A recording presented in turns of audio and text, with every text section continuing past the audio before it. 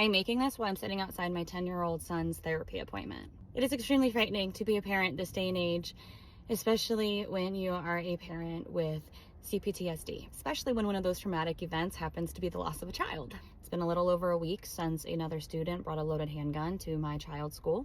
And I'm gonna be honest, that hit me harder than I thought it would. I thought it was fine at first, and then as it starts to process, I was frozen. And it really affected my son more than I realized it would. Both my older kids are in therapy stemming from the neighbor lawsuit situation, plus their uncle being caught in an FBI raid and going to prison. Plus they're also readjusting to life after going through a worldwide pandemic. I feel like we only really focus on the kids who were graduating high school during the pandemic or babies being born during the pandemic. What about the younger children who were in primary and elementary school when this happened? Their entire world, the way they do schooling, everything was completely changed, and we don't give them enough credit for that. My daughter was in 3rd grade and my son was in kindergarten when they went on spring break for 2 weeks and never went back. Last Friday, my son ended up having a panic attack at school, in which the principal called me, and my husband and I went and took care of that, and I will commend the elementary staff.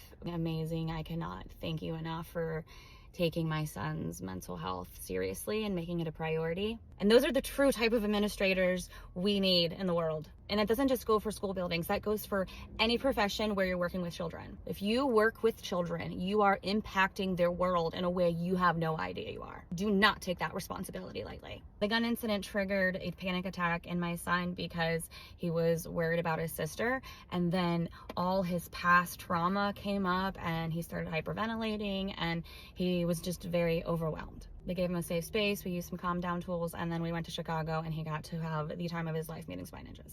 After he was okay, I spiraled. Not in your typical spiral, depression, can't get out of bed, can't function, but I became obsessed with making sure that his mental health was okay, that all 3 of my children's mental health was okay. Because as a mom, it is my #1 job in the world to make sure that the 3 souls I created and am responsible for guiding through this crazy world know that they are safe enough at home and in themselves, that even though when life hands you lemons, because we all know it does, we have the sugar to turn it into lemonade. And if we don't have the sugar, we rely on our support systems, our community, for them, me and their father, their parents. We can let them borrow a little bit of our sugar, and together we're gonna keep making that lemonade. Being a parent is not for the faint of heart, and that is why I take my job very seriously.